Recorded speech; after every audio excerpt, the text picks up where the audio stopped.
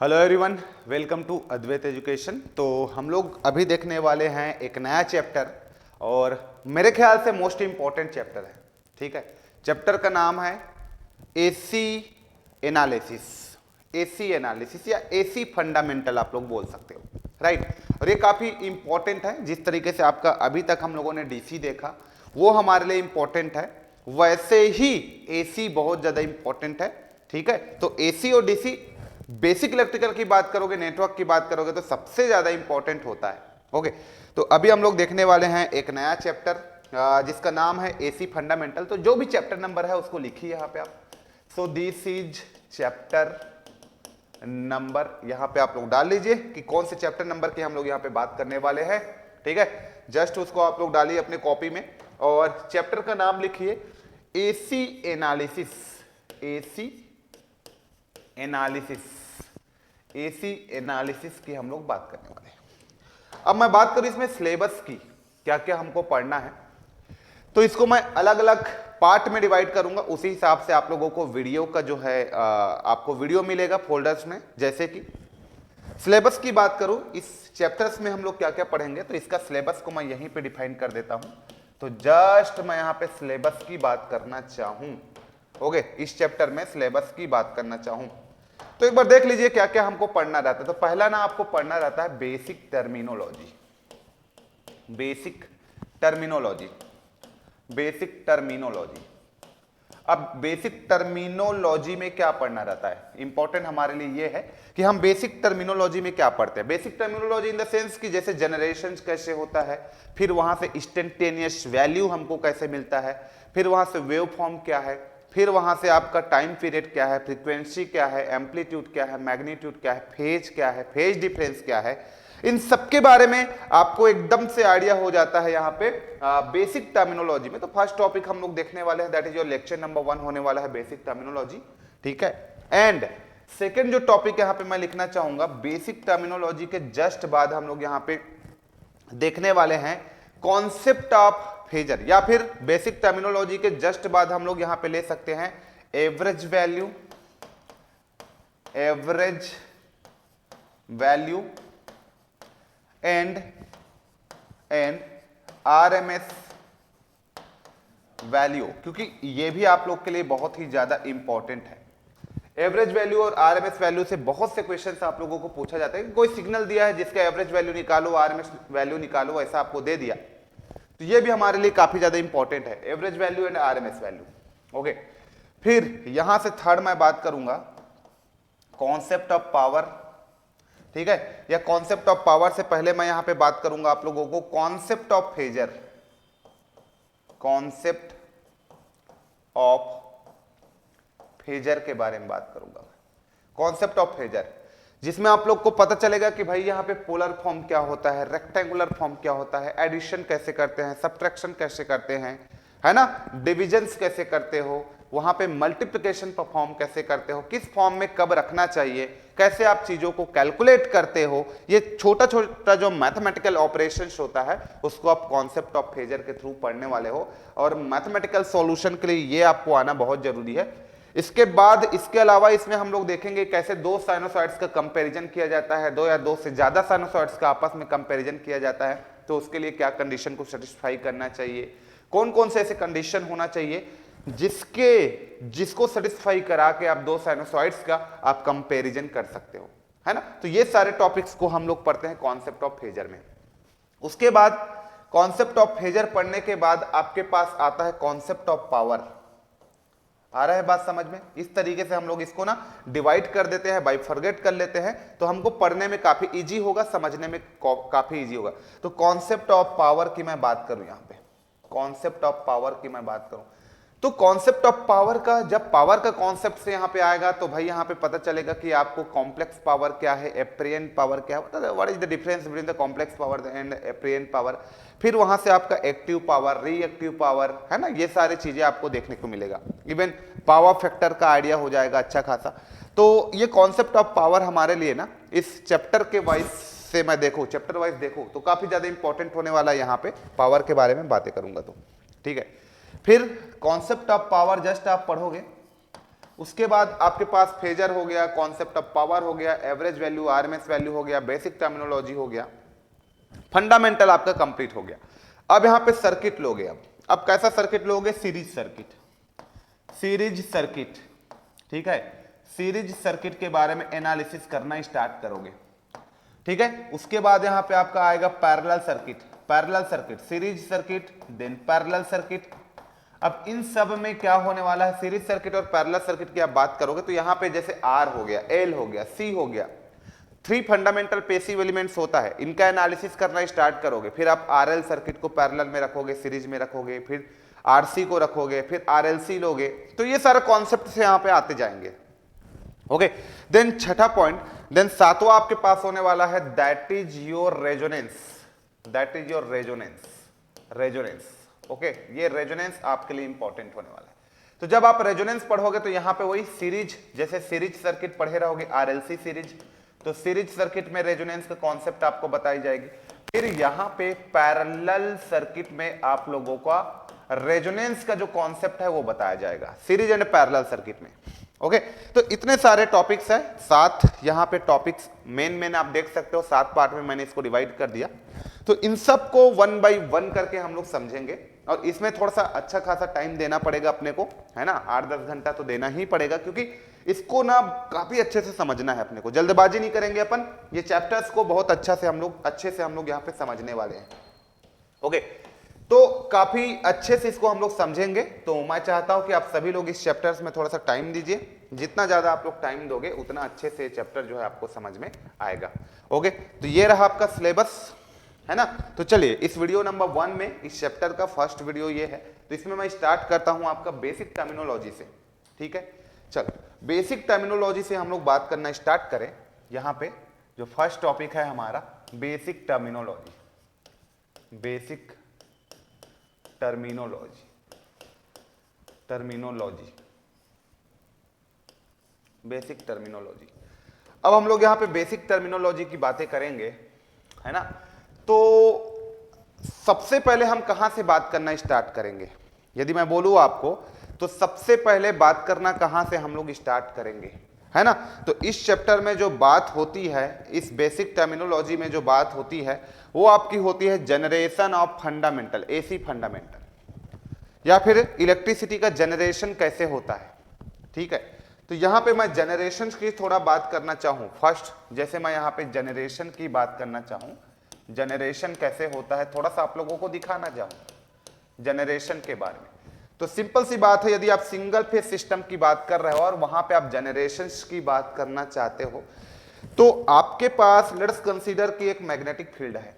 इस तरीके से आपके पास एक मैग्नेटिक फील्ड है, लेट्स से ये आपके पास इस तरीके से एक मैग्नेटिक फील्ड, आप मान लो ये मैग्नेटिक फील्ड है, ठीक है, ये मैग्नेटिक फील्ड है, ओके। और आपने क्या कर दिया कि इस मैग्नेटिक फील्ड में आपने एक कंडक्टर को यहां पे प्लेस कर दिया। ये मैग्नेटिक फील्ड है लेट्स से, और इस कंडक्टर को आपने यहां पे प्लेस कर दिया। लेट्स से कि ये कोई कंडक्टर है, इसको आपने यहां पे प्लेसमेंट किया हुआ है, यहां पे रखा हुआ है, यहां पे रखा हुआ है। अब जब किसी कंडक्टर को इस मैग्नेटिक फील्ड में रखोगे, है ना, और लेट्स से मैं बोलता हूं कि तुम इसको इस तरीके से घुमा रहे हो, मैं बोलता हूं कि इस कंडक्टर को इस तरीके से आप घुमा रहे हो, प्राइम मूवर दे रहे हो ना, तो ये कुछ इस तरीके से घूम रहा है, रोटेट कर रहा है, रोटेट करा रहे हो। तो this is your flux density, and ये तुम्हारे पास फोर्स हो गया जो कि आपको मिला हुआ है, if it is a conductor. तो मैकेनिकल एनर्जी आप इसको प्रोवाइड कर रहे हो, प्राइम मूवर के थ्रू आपने कनेक्ट करके रखा है, तो इट्स मैकेनिकल एनर्जी आप इसको प्रोवाइड कर रहे हो। तो ये रोटेट कर रहा है कुछ इस डायरेक्शन में, इस डायरेक्शन में रोटेट कर रहा है। तो आपको ना दो चीजें पता है, एक फोर्स किधर लग रहा है वो फोर्स पता है, टॉर्क आपको पता है, टॉर्क का डायरेक्शन आपको पता है। दूसरी बात, मैग्नेटिक फील्ड का जो डायरेक्शन है इस साइड से इस साइड है वो पता है।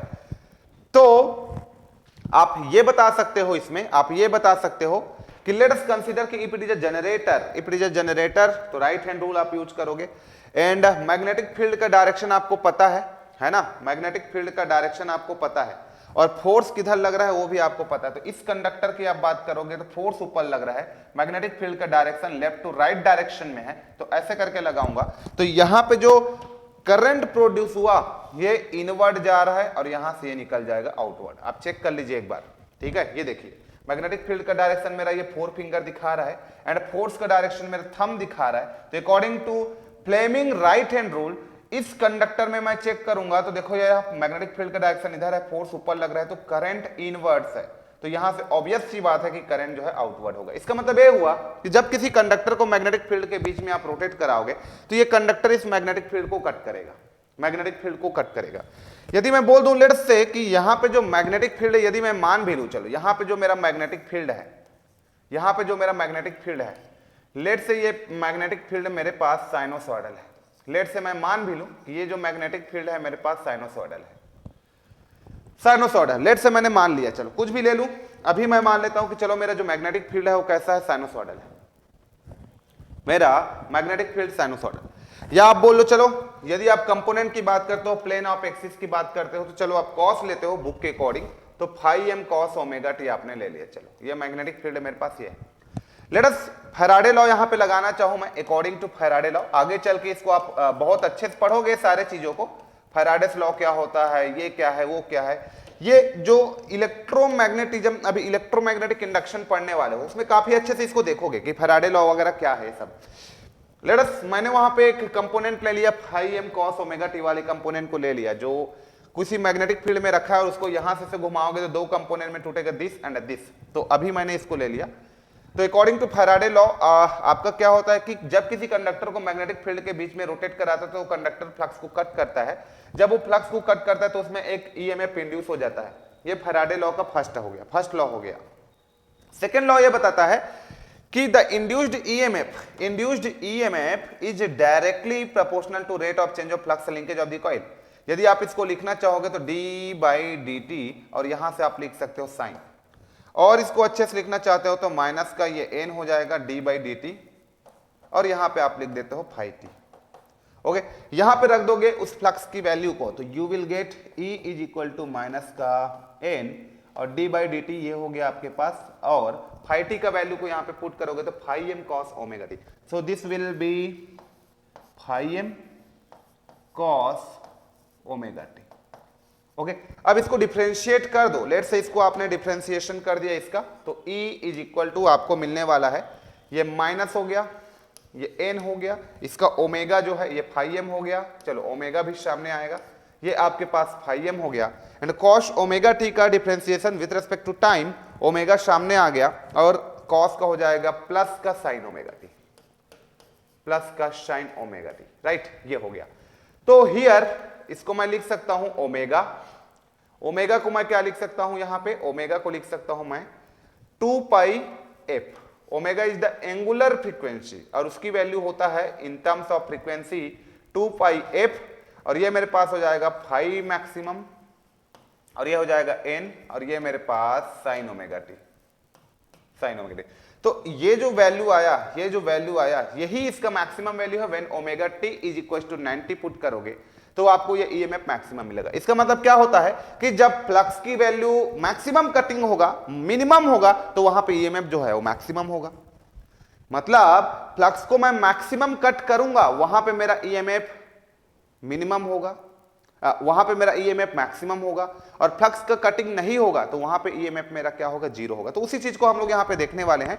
तो क्या हुआ कि जब किसी कंडक्टर को मैग्नेटिक फील्ड में आपने रोटेट किया तो एक ईएमएफ बना, ये इसको आपने बोल दिया मैक्सिमम वैल्यू, तो E is equal to E maximum, E maximum, और ये तुमको मिल जाएगा sine omega T, sine omega T. तो कहने का मतलब मेरा ये था कि यहां से आपको एक्सप्रेशन मिला, दैट इज योर साइनोसॉइडल। इसका मतलब जो ईएमएफ प्रोड्यूस हो रहा है वो आपका साइनोसॉइडल ईएमएफ प्रोड्यूस हो रहा है, जिसका ई मैक्सिमम कितना है, जिसका E maximum 2 pi F phi M into N है। This is the E maximum and this is the sinusoidal, है ना, साइनोसॉइडल, ठीक, इसको हम लोग साइनोसॉइडल ईएमएफ बोलेंगे, ई मैक्सिमम साइन ओमेगा टी। चलो इसको और डिटेल में हम लोग देखते हैं और अच्छे से इसके बारे में बातें करना स्टार्ट करते हैं। अब होगा क्या, जनरेटर को बड़े ध्यान से देखना आप लोग, तो यहां पे आपको समझ में आएगा। लेट्स कंसीडर कि यहां पे मैं केस आप लोगों को बता रहा हूं, सब चीज को आप 3D में आपको दिखाने की कोशिश कर रहा हूं, समझाने की, ग्राफिकल रिप्रेजेंटेशन दिखाने की कोशिश कर रहा हूं। ये क्या क्या मैं बोल रहा हूं उन सबको ग्राफिकल रिप्रेजेंटेशन हम लोग देखने की बात कर रहे हैं, ठीक है। लेट अस कंसीडर कि यहां पे मेरे पास जिस कंडक्टर की आपने बात किया था वो कंडक्टर मेरे पास है, ये मेरे पास वो कंडक्टर हो गया। ओके, ये मेरे पास क्या हो गया, एक कंडक्टर हो गया। चलो अब ये जो कंडक्टर है, ये इसको मैं थोड़ा सा एक्सटेंड कर देता हूं यहां तक, ओके, और ये मेरे पास हो जाएगा कुछ इस तरीके का, और यहां पे मैं ले लेता हूं एक डॉटेड लाइन, यहां पे जस्ट मैं एक डॉटेड लाइन ले लेता हूं, यहां पे मैं एक डॉटेड लाइन ले लेता हूं, ये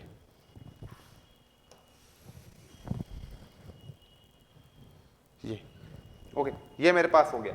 अब ध्यान से देखना मैं क्या क्या यहां पे बताने जा रहा हूं आप लोगों को। लेट्स कंसीडर कि मेरे पास अभी जो कंडक्टर है वो यहां पे, कहां पे है, लेट्स कंसीडर कि मेरे पास जो कंडक्टर है, लेट्स से अभी आपका जस्ट मैं बना देता हूं इसमें, ये यहां से एक मैं बना देता हूं, इस पोजीशन पे बात करूंगा और इस पोजीशन पे मैं बात करूंगा, ये हो गया। सो अभी मैं बात करूं ना, तो स्टार्टिंग में मेरा जो कंडक्टर है, लेट अस कंडक्टर है उसके दो साइड होता है, मैं बोल देता हूं कि मेरे पास जो कंडक्टर है उसका साइड नंबर ए जो है यहां पे है, साइड नंबर ए यहां पे है, फिर वो घूम के यहां पे आ गया, फिर वही घूम के यहां पे आ गया, फिर वो घूम के यहां पे आ गया, कुल मिला के ये एंटी क्लॉकवाइज डायरेक्शन में इस तरीके से मेरा जो कंडक्टर है लेट से अभी घूम रहा है, रोटेट कर रहा है। तो ये कंडक्टर जो है इस तरीके से आपका धीरे धीरे स्लोली मैं उसको रोटेट कर रहा हूं, और मैं चेक करना चाहता हूं कि इस कंडक्टर के रोटेशन के कारण, जब ये कंडक्टर जो है मैग्नेटिक फील्ड में रोटेट कर रहा है, तो जो मुझे ईएमएफ मिल रहा है, मुझे जो ईएमएफ मिल रहा है वो कैसे मिल रहा है, उसको मैं जस्ट चेक करना चाहता हूं। So this is conductor, conductor जो है यहां से रोटेट करना स्टार्ट किया, ये जो कंडक्टर को मैंने स्टार्टिंग में जो साइड नंबर 1 है उसको मैंने यहां पे प्लेस कर रखा था, यहां पे ये साइड नंबर 1 है यहां पे प्लेस कर रखा था, साइड नंबर 1 है यहां पे प्लेस कर रखा था इस तरीके का, ठीक है। अब यहीं से ये जो कंडक्टर है इस डायरेक्शन में रोटेट करना स्टार्ट किया, इस डायरेक्शन में, अब यहीं से ऐसे करके रोटेट करते करते आया, तो सबसे पहले इन्होंने पोजीशन नंबर 1 पे आया, फिर पोजीशन नंबर 2 पे आया, फिर ये पोजीशन नंबर 3, फिर ये पोजीशन नंबर 4, फिर यहां पे आपका पोजीशन 5th मैं मान लेता हूं, इसको 6, इसको 7, और ये पोजीशन नंबर 8, और फिर से पोजीशन नंबर 8 से पोजीशन नंबर 1 पे वापस जो है रिटर्न आ गया। तो ये कुछ इस तरीके से मैंने जो रोटेट हो रहा है कंडक्टर किसी मैग्नेटिक फील्ड के बीच में, उसको ट्रेस कर लिया, उसको आप लोगों को समझा दिया कि भैया एंटी क्लॉकवाइज डायरेक्शन में रोटेट कर रहा है, जिसका डिफ्लेक्शन या फिर मैं बोल देता हूं थीटा है, ये थीटा डिग्री रोटेट करते जा रहा है, या theta is equal to just omega T भी ले सकते हो आप चाहोगे तो, omega T, got it, omega T के टर्म में आपने बता दिया, ओके सर, समझ में आ गया।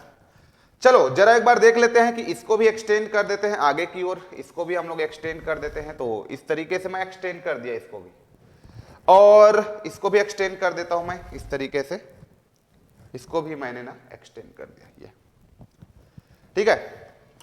तो स्टार्टिंग में क्या था, स्टार्टिंग में मेरा कंडक्टर इस पोजीशन में था, इस पोजीशन में देख पा रहे हो आप सभी लोग, स्टार्टिंग में मेरा जो कंडक्टर है वो इस पोजीशन में था, इस पोजीशन में, ओके ये, और मैं मान लेता हूं कि ये मेरे पास 180 हो गया, और यहां पे मैं मान लेता हूं ये मेरे पास 360, तो जस्ट मैं मेंशन कर देता हूं this is my 0 degree, this is 180 degree, और यहां को मैं कंसीडर कर लेता हूं 360 डिग्री, एंड इसको मैं ले लेता हूं ओमेगा टी, या तो फिर थीटा ले लो आप, तो जस्ट मैंने ले लिया ओमेगा टी, ओके। सो जब पोजीशन नंबर 1 पे था, पोजीशन नंबर 1 पे था, तो मेरा जो कंडक्टर है वो मैग्नेटिक फील्ड के पैरेलल था।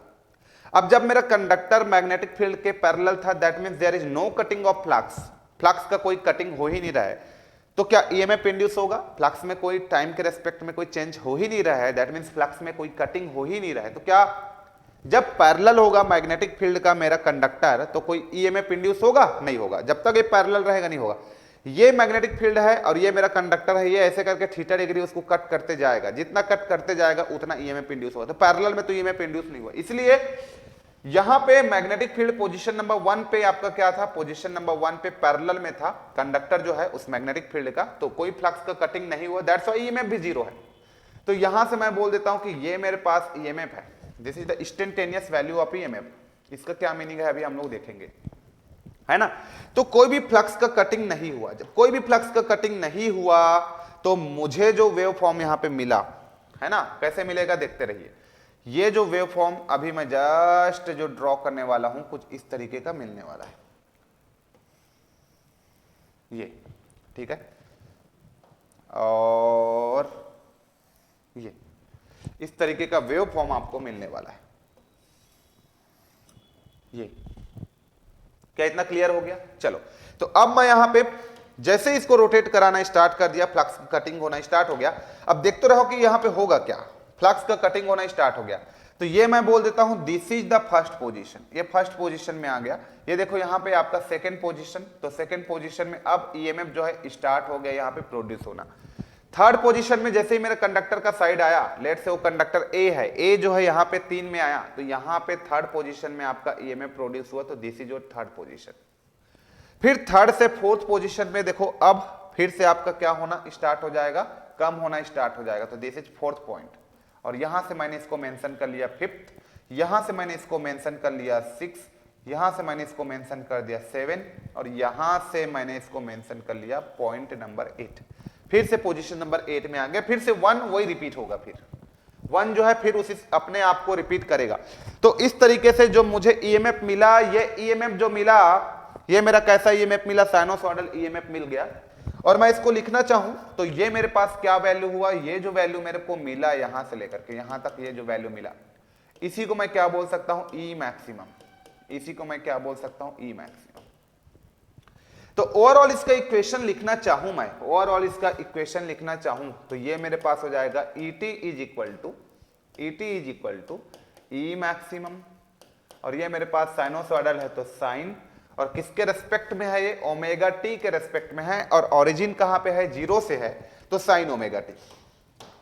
ठीक है, तो जस्ट मैंने क्या लिख दिया, ET is equal to E maximum sine omega t, ये मुझे यहां पे मिला। तो ये कंप्लीट एक वेव फॉर्म मुझे देखने को मिल रहा है। तो ये क्या है, एक वेव फॉर्म है। क्या है, एक वेव फॉर्म है कंप्लीट, ये एक वेव फॉर्म है, ये आपका एक वेव फॉर्म है कंप्लीट, ये आपका एक वेव फॉर्म है, ये वेव फॉर्म है, वेव फॉर्म, ये वेव फॉर्म है। ठीक है, और ये इसका हाफ साइकिल, ये हाफ साइकिल, तो complete set of positive half cycle and negative half cycle of any alternating, है ना, इज कॉल्ड वन साइकिल। ठीक है, set of positive and negative alternation of any alternating quantity is called the cycle. ये अभी मैं बातें करूंगा इन सब के बारे में, टर्मिनोलॉजी के बारे में, है ना। तो ये हो गया साइकिल, और ये एक साइकिल जितने टाइम में कंप्लीट कर रहा है ये उसका हो जाएगा टाइम पीरियड। तो इसके बारे में चलो बातें करना स्टार्ट करते हैं। तो पहला तो ये जनरेशन के बारे में मैंने थोड़ा सा बता दिया कि जब कोई कंडक्टर किसी मैग्नेटिक फील्ड को कट करता है तो उस कंडक्टर में ईएमएफ बनता है। और ये कैसे बनता है, ये कंडक्टर अभी इस तरीके से मैं रोटेट करते जा रहा हूं, है ना, इस तरीके से इस तरीके से इस तरीके से ऐसे रोटेट करते जा रहा हूं, तो उसी हिसाब से ईएमएफ जो है कम ज्यादा हो रहा है। और मोस्ट इंपॉर्टेंटली यह है कि जब किसी जनरेटर में जो ईएमएफ इंड्यूस होता है वो ईएमएफ कैसा होता है, वो डायनेमिकली इंड्यूस्ड ईएमएफ होता है। तो जब मैं वहां पे पढ़ाऊंगा आपको इलेक्ट्रोमैग्नेटिक इंडक्शन, जब पढ़ाऊंगा तो वहां पे हर एक चीज को डिफाइन करूंगा कि भाई वहां पे डायनेमिकली इंड्यूस्ड ईएमएफ क्या होता है, स्टैटिकली इंड्यूस्ड ईएमएफ क्या होता है, सेल्फ इंड्यूस्ड ईएमएफ क्या होता है, म्यूचुअल इंड्यूस्ड ईएमएफ क्या है, सबके बारे में आपको एक आइडिया देने वाला हूं। एक बेहतरीन तरीके से वहां पे मैं आइडिया आपको देने वाला हूं। ठीक है, तो कुल मिलाकर ओवरऑल बीडब्ल्यूई में बहुत सी चीज आपका यहाँ पे कवर होगा, बहुत से कॉन्सेप्ट आप लोग का कवर होगा और आप लोग को मजा भी आएगा। क्लियर हो गया? चलिए अब हम लोग आगे देखते हैं, अब हम लोग यहाँ पे आगे देखते हैं। तो दिस इज द बेसिक चीज, बेसिक हो गया, बेसिक। ठीक है, अब यहां से फर्स्ट पॉइंट हमने ले लिया यहाँ पे जनरेशन। अब मैं इसी में ले लेता हूं सेकेंड इंस्टेंटेनियस वैल्यू,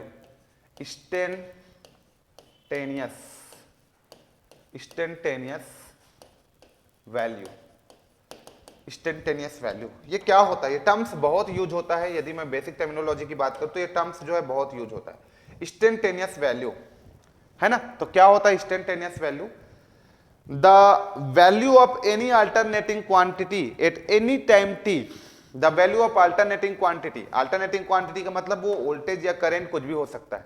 तो मैं क्या बोलूंगा, द वैल्यू ऑफ, यहां पे लिख देता हूं, the value of alternating quantity, the value of alternating quantity, the value of any alternating quantity अब ये क्या हो सकता है, आइदर वोल्टेज या करंट हो सकता है। The value of alternating quantity at any time T, at any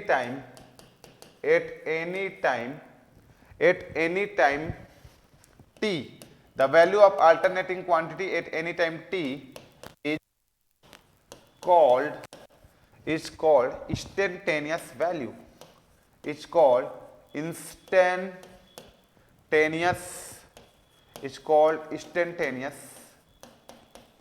value, is called the instantaneous value, है ना। किसी भी अल्टरनेटिंग क्वांटिटी का किसी भी टाइम पे उसका जो वैल्यू होता है, किसी भी इंस्टेंट पे जो उसका वैल्यू होता है, that is your instantaneous value.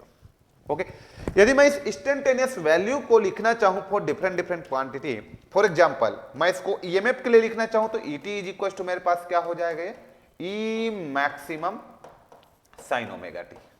So this is the instantaneous value of EMF. जैसे मैं इसको वोल्टेज के लिए लिखना चाहूं तो वोल्टेज के लिए हो जाएगा मेरे पास V मैक्सिमम, इस तरीके से रिप्रेजेंट करते हैं V मैक्सिमम, और ये मेरे पास हो जाएगा साइन ओमेगा टी।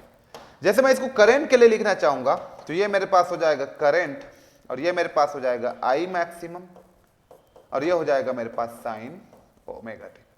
जैसे मैं इसको पावर के लिए लिखना चाहूंगा तो पावर क्या हो जाएगा, इंस्टेंटेनियस वैल्यू ऑफ करंट और इंस्टेंटेनियस वैल्यू ऑफ वोल्टेज के प्रोडक्ट को मैं इंस्टेंटेनियस पावर बोल दूंगा। ठीक है, तो ये सब चीज आपको अभी देखने को मिलेगा जब कॉन्सेप्ट ऑफ पावर पढ़ाऊंगा, तो यहाँ पे पूरा रिलेशन देखने को मिलेगा, पता चलेगा कि इंस्टेंटेनियस पावर का जो फ्रीक्वेंसी होता है वो वोल्टेज और करंट के फ्रीक्वेंसी से 2 टाइम क्यों होता है, वो भी रीजन आपको पता चलेगा। तो बहुत ही फंडामेंटल मैं यहाँ पे बातें करने वाला हूं आप लोगों से, है ना, बहुत ही फंडामेंटल यहाँ पे मैं बातें करने वाला हूं कि किसी भी क्वांटिटी का इंस्टेंटेनियस वैल्यू क्या होता है, चाहे मैं वोल्टेज की बात करूं, करंट की बात करूं, पावर की बात करूं, किसका फ्रीक्वेंसी कितना होगा, ये सबके बारे में मैं कंप्लीटली यहाँ पे बात करने वाला हूं। तो ओवरऑल मैं क्या बोलूं, इंस्टेंटेनियस वैल्यू क्या होता है किसी भी क्वांटिटी का, the value of alternating quantity at any time T is called the instantaneous value. समझ में आ गया, चलो। तो ये इंस्टेंटेनियस वैल्यू है। रिप्रेजेंटेशन क्या है इंस्टेंटेनियस का था, इस तरीके से हम लोग रिप्रेजेंट करते हैं, स्मॉल लेटर हम लोग यूज करते हैं to represent the instantaneous value of any quantity. Okay, तो नाउ नेक्स्ट यहां पे मेरे पास है, that is your point number 3। यहां पे मैं आप लोग का लेने वाला हूं थर्ड पॉइंट। अब इस थर्ड पॉइंट में मैं आप लोग को सिखाता हूं, लेट्स कंसीडर कि मेरे पास कोई इंस्टेंटेनियस क्वांटिटी है ना, और उसको इस तरीके से मैं शो कर रहा हूं। लेट्स से मेरे पास वोल्टेज है, ये वोल्टेज का इंस्टेंटेनियस वैल्यू हो गया। ओके, और मैं कुछ इसको इस तरीके से शो कर रहा हूं, Vm हो गया, और यहां पे आपके पास हो गया साइन, और यहां से मैं कुछ इस तरीके से इसको रिप्रेजेंट कर दूं omega t plus minus five. तो किसी भी सिग्नल का, किसी भी यहां पे मैं देखूंगा इंस्टेंटेनियस वैल्यू का कौन कौन से यहां पे पार्ट होता है, मतलब क्या क्या होते हैं, किसी भी सिग्नल का कौन कौन से कैरेक्टरिस्टिक्स होता है। तो इसको मैं क्या बोल दिया, उस सिग्नल का, ये मेरे पास उस सिग्नल का इंस्टेंटेनियस वोल्टेज हो गया। इसको मैंने क्या बोल दिया, मान लो ये एक सिग्नल है तो ये इसका इंस्टेंटेनियस वोल्टेज हो गया, इस सिग्नल का इंस्टेंटेनियस वोल्टेज हो गया। क्या इतना क्लियर हो गया? सर ये क्या है, तो ये इस सिग्नल का ये क्या है सर, ये वाला पार्ट। तो इसको हम लोग बोलते हैं इस सिग्नल का एम्पलीट्यूड। हम लोग क्या बोलेंगे सर, एम्पलीट्यूड बोलेंगे। एम्पलीट्यूड या तो फिर मैग्नीट्यूड, या तो फिर मैग्नीट्यूड बोलेंगे। सर ये क्या है, यदि मैं इसका आपको पूछना चाहूं कि सर ये क्या है, इस सिग्नल का ये जो वैल्यू है ये क्या है, ओमेगा टी जो दिख रहा है, ओमेगा टी है सर एंगुलर फ्रीक्वेंसी। यूनिट क्या होता है सर ओमेगा, इसका रेडियन पर सेकेंड। तो this is your angular frequency. Sir ये क्या है, यहां पे ये जो दिख रहा है फाई, ये फाई क्या है, तो ये फाई होता है सर फेज होता है, ये फेज को बताता है, फेज को बताता है ना, कि ओरिजिन से कितना एडवांस है या कितना आपका बोल सकता हूं कि कितना लैग कर रहा है या कितना लीड कर रहा है, उसको बताता है। डिले या एडवांस को बताता है। तो ये फेज है, कोई भी सिलेक्टेड ओरिजिन से कितना आगे है या कितना पीछे, उसको बताता है फेज। तो फेज के बारे में अभी अपन बात करेंगे।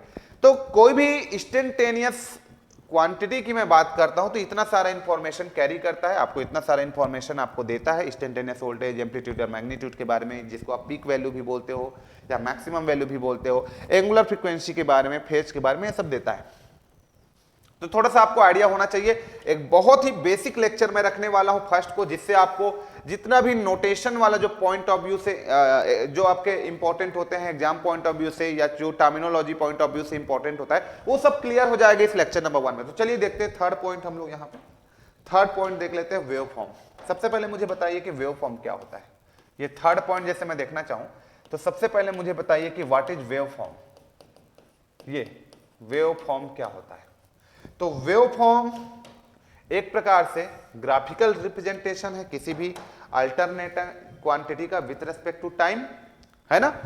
तो wave form is the graphical representation of, it is the graphical representation, it is the graphical representation, graphical representation of, it is the graphical representation of alternating quantity, या कोई भी क्वांटिटी, नॉट ओनली अल्टरनेटिंग, कोई भी quantity हो सकता है। तो it is the graphical representation of alternating quantity, alternating quantity, quantity with respect to time, with respect to time. तो इस ग्राफिकल रिप्रेजेंटेशन को हम लोग सिंपली अभी वेव फॉर्म बोल सकते हैं। इस ग्राफिकल रिप्रेजेंटेशन को हम लोग सिंपली क्या बोल सकते हैं? अभी वेव फॉर्म बोल सकते हैं। तो वेव फॉर्म एक प्रकार से किसी भी अल्टरनेटिंग क्वांटिटी का ग्राफिकल रिप्रेजेंटेशन है। जैसे कि सर, जैसे कि मैं बोल दूं ये आपका एक वेव फॉर्म है, बहुत तरीके का वेव फॉर्म हो सकता है। ये वेव फॉर्म का एग्जांपल आपके पास क्या है? तो बहुत सारे टाइप हो सकता है। जैसे कि इसके एग्जांपल की आप बात करोगे तो वेव फॉर्म आपके पास बहुत से एग्जांपल हो सकते हैं इसके। जैसे कि सर साइनोसॉइडल है, तो साइनोसॉइडल वेव फॉर्म, साइनोसॉइडल ये भी एक प्रकार इसका एग्जांपल है। दूसरा स्क्वायर वेव आप बोल दो, स्क्वायर वेव, है ना। थर्ड आप बोल दो ट्रायंगुलर, ट्रायंगुलर वेव, ठीक। फोर्थ आप बोल लो, और क्या बोलोगे यार यहां पे क्या क्या बोल लो? Sinusoidal wave form, square wave form, triangular wave form, है ना। और बहुत से यहां पे लिख सकते हो, एक्सेट्रा लिख लो, है ना। और यहां पे सॉ टूथ टाइप का वेव फॉर्म लिख लो, सॉ टूथ। तो there are different type of wave form. इन सारे चीजों को आप लोग लिख सकते हो कि भैया वेव फॉर्म एक प्रकार से खाली ना किसी भी क्वांटिटी का, आइदर वो अल्टरनेटिंग हो या कोई भी क्वांटिटी हो, उसका ग्राफिकल रिप्रेजेंटेशन होता है विथ रेस्पेक्ट टू टाइम। तो टाइम के रेस्पेक्ट में किसी भी वेव फॉर्म को ग्राफ में आप रिप्रेजेंट करते हो तो उसको आप उसका वेव फॉर्म बोल देते हो, ठीक है। जैसे कि मेरे पास वेव फॉर्म तो डिफरेंट डिफरेंट हो सकता है। जैसे कि मैंने अभी आपको बोला कि ये जो वेव फॉर्म है वो आपका कैसा हो सकता है? ये जो वेव फॉर्म है आपके पास कुछ भी हो सकता है। ये जो वेव फॉर्म मैंने आपको बताया ये कुछ भी हो सकता है। जैसे कि यहां पे देखो, कुछ भी हो सकता है ये वेव फॉर्म, है ना। इस तरीके का आप कुछ भी रिप्रेजेंट कर सकते हो। ये हो गया, ये सारे वेव फॉर्म है। देखो यहां पे आपने वेव फॉर्म को कैसे रिप्रेजेंट किया? सर यहां पे आपने वेव फॉर्म को साइनोसॉइडल रखा, तो ये साइनोसॉइडल वेव फॉर्म हो गया। यहां पे आपका वेव फॉर्म कैसा है? स्क्वायर के फॉर्म में है, तो ये आपका स्क्वायर के फॉर्म में हो सकता है। ये हाफ वेव, फुल वेव कुछ भी हो सकता है, ठीक है। यहां पे आपने ट्रायंगल के फॉर्म में रखा तो ये तुम्हारा ट्रायंगुलर हो सकता है ना। अब वो डिपेंड करता है कि कोई डायरेक्ट है, कौन सा एसी टाइप का है, कौन सा डीसी टाइप का है, वो डिपेंड करता है। ओके, देखा यहां पे आपने देखा जैसे इस तरीके का भी हो सकता है, इस तरीके का भी वेव फॉर्म हो सकता है। तो ये सब क्या है भाई? वेव फॉर्म है। इस वेव फॉर्म को क्या बोला जाता है? इसको साइनोसॉइडल बोला जाता है, साइनोसॉइडल, ठीक है। मान लो ये कोई वोल्टेज है, ये कोई वोल्टेज है ना, और ये आपके पास टी है, ठीक, ओमेगा टी लिख लो आप, ओमेगा टी, और ये आपका वोल्टेज का भी मैक्सिमम हो गया, तो ये आपका साइनोसॉइडल हो गया। 0 पाई या 2 पाई इस तरीके से रिप्रेजेंट करते रहते हो आप, तो साइनोसॉइडल। ये आपका क्या है? ये आपके पास स्क्वायर वेव है, ये आपके पास स्क्वायर वेव, ये triangular wave, triangular wave, triangular wave, है ना। या फिर इसको भी आप, ये ट्रायंगुलर वेव है, उसको आप बोल सकते हो, वो भी आपका राइट एंगल ट्रायंगल ही तो है, तो उसको भी आप ट्रायंगुलर भी बोल सकते हो, ट्रायंगुलर, ट्रायंगुलर वेव, ये भी आपका ट्रायंगुलर वेव है। तो वेव फॉर्म को डिफरेंट टाइप से आप रिप्रेजेंट कर सकते हो, डिफरेंट टाइप से आपका रिप्रेजेंटेशन हो सकता है। ये सब वेव फॉर्म है, ये भी, ये भी, ये भी, ये भी, ये सारे वेव फॉर्म है, ये सब वेव फॉर्म है। आ रहा है बात समझ में आपको? ये सब वेव फॉर्म है। चलो, तो वेव फॉर्म हमको समझ में आता है, एक प्रकार से ग्राफिकल रिप्रेजेंटेशन होता है जो किसी भी अल्टरनेटिंग क्वांटिटी को विद रिस्पेक्ट टू टाइम हम लोग क्या करते हैं, रिप्रेजेंट करते हैं। That is your wave form.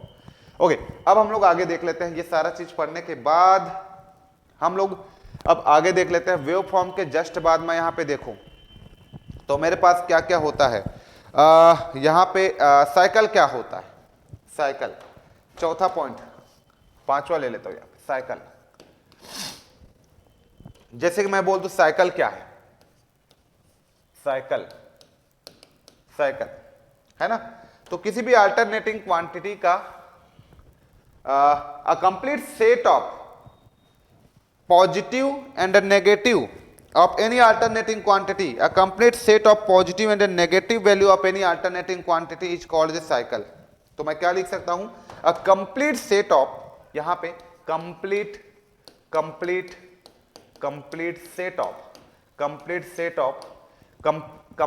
set of positive and negative, a complete set of positive and a negative value of any alternating quantity, value of any alternating quantity,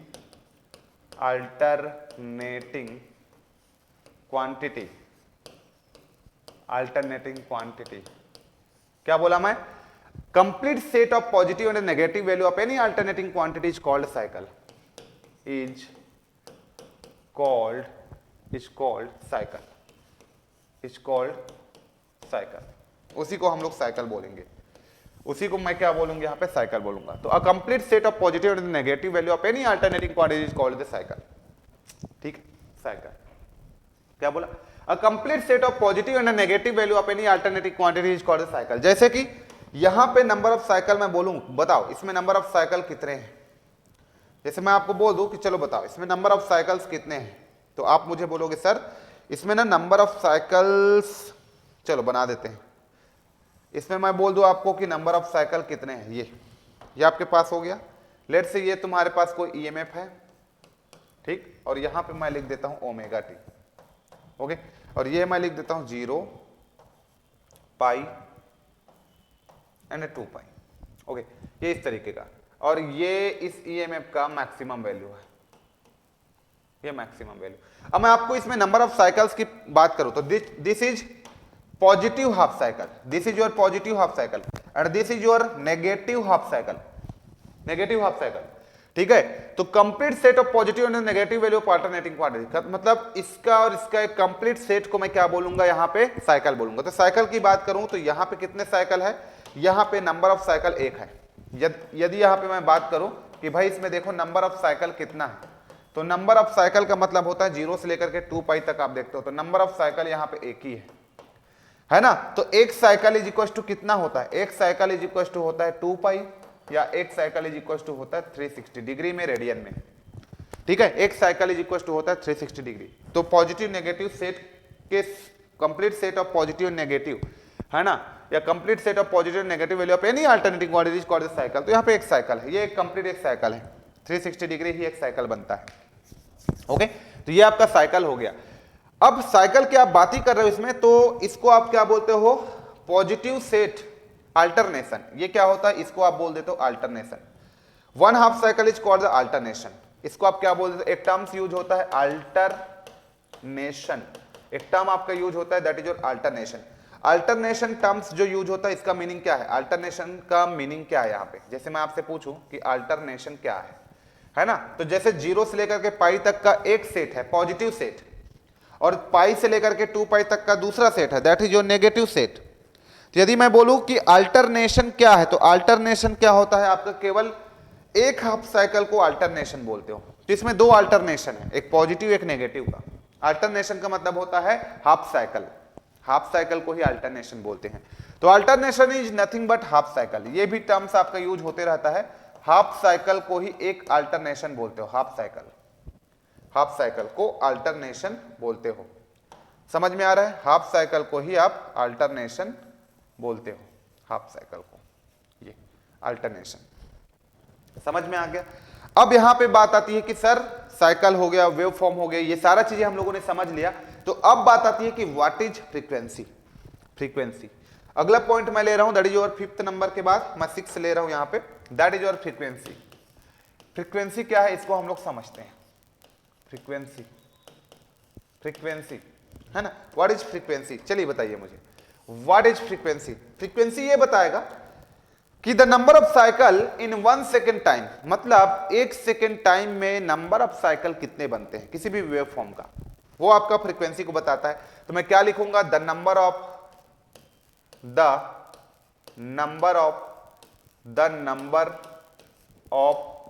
cycle, the number of cycle in 1 second time, in 1 second time, the number of cycle in 1 second time is called frequency, it's called frequency। उसको हम लोग क्या बोलेंगे, frequency बोलेंगे। तो इसको आप लोग जल्दी जल्दी नोट कर लो यार, बेसिक टर्मिनोलॉजी को स्पीड बढ़ा के देख लो आप लोग, और टर्मिनोलॉजी को एक बार नोट कर लो अपने कॉपी में, क्योंकि इंट्रोडक्शन है तो कुछ इस तरीके से मुझे करना पड़ेगा, टर्मिनोलॉजी वगैरह हर चीज बताना पड़ेगा, है ना, बीच बीच में तो छोड़ना नहीं है, हर एक टॉपिक को मुझे यहां पे एक्सप्लेन करना पड़ेगा, लिखना पड़ेगा, ठीक है, ठीक। So the number of cycle in 1 second time is called frequency, है ना। इसका मतलब मैं फ्रीक्वेंसी को क्या लिख सकता हूं, the number of cycle in 1 second time, है ना। तो यहां पे जैसे लिख देता हूं, number of cycle in 1 second time, मतलब 1 सेकेंड टाइम में साइकिलों की संख्या, 1 सेकेंड टाइम में number of cycle, 1 second time में जो नंबर ऑफ साइकिल होगा किसी भी वेव फॉर्म का, जितने साइकिल को कंप्लीट करेगा उतना उसकी फ्रीक्वेंसी होगा 1 सेकेंड के टाइम में, है ना। तो उसी को फ्रीक्वेंसी बोलेंगे।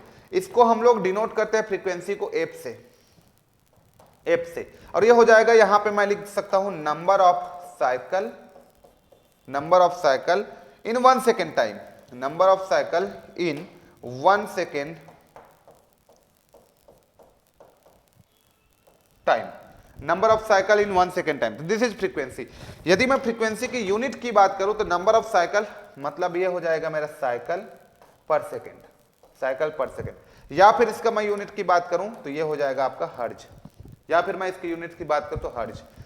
तो यहां पे एसी में, अब एसी क्या है, डीसी क्या है, एसी का इंडिया में फ्रीक्वेंसी ली जाती है 50 हर्ज, और डीसी का तो आपका इंडिया लो चाहे कहीं भी लो, इसका आप लेते हो 0 हर्ज, है ना। तो ये इंडिया हो गया। जैसे आप अमेरिका की बात करोगे तो उन लोग लेते हैं फ्रीक्वेंसी को 60 हर्ज लेते हैं, हम लोग 50 हर्ज लेते हैं, उन लोग 60 हर्ज लेके कैलकुलेशन परफॉर्म करते हैं हर एक चीज को। तो हमारा 80 हर्ज स्टैंडर्ड मान के चलते हैं, उन लोग उसी ईएमएफ का 60 हर्ज स्टैंडर्ड मान के चलते हैं, और उसी के अकॉर्डिंग पूरा कैलकुलेशन उन लोग परफॉर्म करते हैं। ओके, तो ये आपको पता होना चाहिए। दूसरी इंपॉर्टेंट बात यह है कि एसी क्या है, डीसी क्या है, ये भी आपको समझना है। तो एसी मतलब आपका होता है अल्टरनेटिंग करंट, एसी का मतलब अल्टरनेटिंग करंट, है ना, जिसका magnitude, whose magnitude and direction both are changes with respect to time. The AC is alternating quantity या alternating current which magnitude and the direction both are changes with respect to time is called the AC। Frequency 50 हर्ज होता है। AC current जो होता है किसी भी circuit में clockwise, anti clockwise, clockwise, anti clockwise flow होता है। पॉजिटिव हाफ साइकिल में क्लॉकवाइज, नेगेटिव हाफ साइकिल में एंटी क्लॉकवाइज, ऐसे फ्लो होता है। बट डीसी क्या होता है, जिसका मैग्नीट्यूड कांस्टेंट होता है, जिसका डायरेक्शन फिक्स्ड होता है, जिसका मैग्नीट्यूड कांस्टेंट होता है, जिसका डायरेक्शन फिक्स्ड होता है। वो कभी पॉजिटिव डायरेक्शन में फ्लो हो रहा है तो उसी डायरेक्शन में फ्लो होते रहेगा, मतलब वो क्लोज्ड पाथ को फॉलो करेगा, इस तरीके से एक ही डायरेक्शन को फॉलो करता है।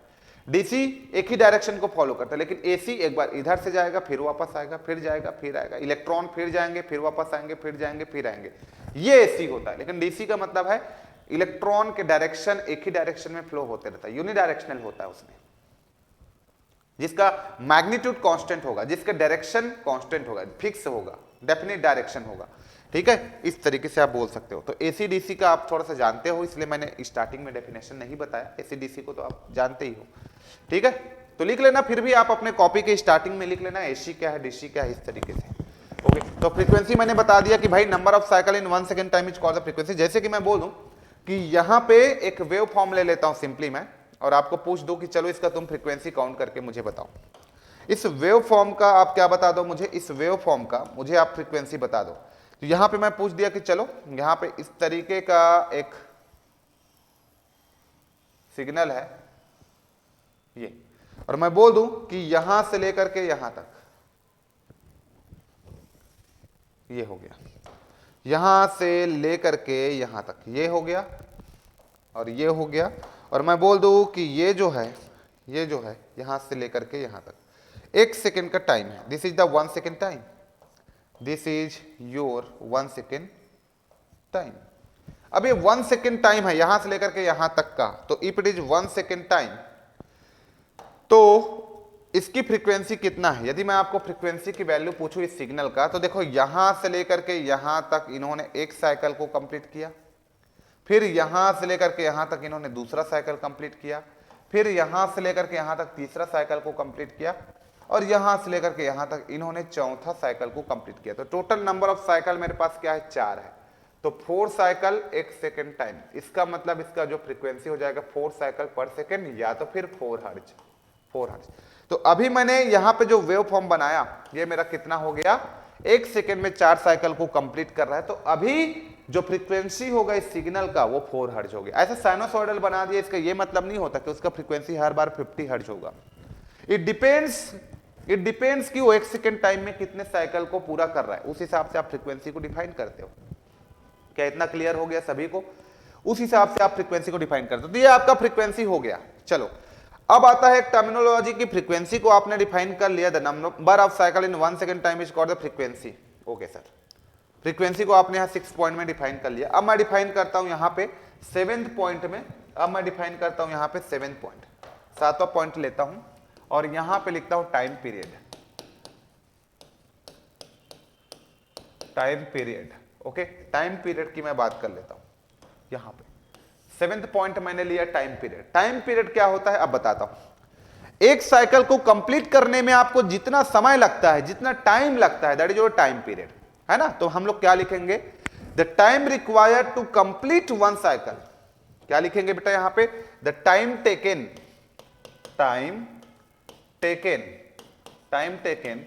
To complete 1 cycle, to complete 1 cycle, time taken to complete 1 cycle, मतलब एक साइकिल को कंप्लीट करने में लगा समय।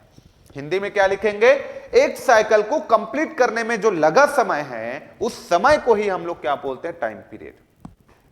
ठीक, time taken to complete 1 cycle is called time period. पूरा लिख लेना, इज कॉल्ड टाइम पीरियड। तो this is your time period. Denote करते हैं टाइम पीरियड को हम लोग टी से इसको डिनोट करते हैं। और टाइम पीरियड जो होता है इसको हम लोग लिख सकते हैं 1 upon frequency, 1 upon frequency, 1 upon frequency. Time taken to complete 1 cycle, ठीक है, एक साइकिल को कंप्लीट करने में लगा समय ही टाइम पीरियड। टाइम पीरियड को 1/8 लिख सकते हैं, और इसका यूनिट क्या आने वाला है, इसका यूनिट टाइम पीरियड है तो सेकंड में आएगा, क्योंकि 1 साइकिल यहां पे है। फ्रीक्वेंसी क्या होता है, साइकिल पर सेकंड। तो आप लिखते हो सबसे पहले t इज इक्वल टू 1/8 लिखते हो, तो 1 क्या है, 1 साइकिल, और यहां पे फ्रीक्वेंसी का यूनिट क्या होता है, फ्रीक्वेंसी का यूनिट होता है साइकिल पर सेकंड। ठीक, तो ये साइकिल कट गया, सेकंड ऊपर चला गया, तो ये सेकंड तुम्हारे पास ऊपर आ गया, तो इसलिए इसका यूनिट आपका सेकंड में ही होगा। ऑब्वियस सी बात है कि इसका जो यूनिट होगा वो आपका क्या होगा, सेकंड में होगा। सो हमने क्या बोला, what is time period, the time taken to complete 1 cycle is called the time period. If I am asking you, यदि मैं बोल देता हूं कि यदि मेरे पास कोई फंडामेंटल है, कोई एसी है, उस एसी का फ्रीक्वेंसी जो है, लेट से मैं बोलता हूं कि वो आपका फ्रीक्वेंसी 50 हर्ट्ज है। यदि मैं बोल दूं कि कोई आपके पास एसी है, उस एसी का फ्रीक्वेंसी 50 हर्ट्ज है, और मैं बोलूंगा चलो इसका टाइम पीरियड निकालो, टाइम पीरियड निकालो, तो आप बोलोगे सर 1/8। ठीक है सर, मैं बोलूंगा 1/8, इसका मतलब क्या हो जाएगा, 1/8 का मतलब होगा 1/50। 1/50 का मतलब मिली सेकेंड में आप लिखना चाहोगे तो 20 मिली सेकेंड, 20 मिली।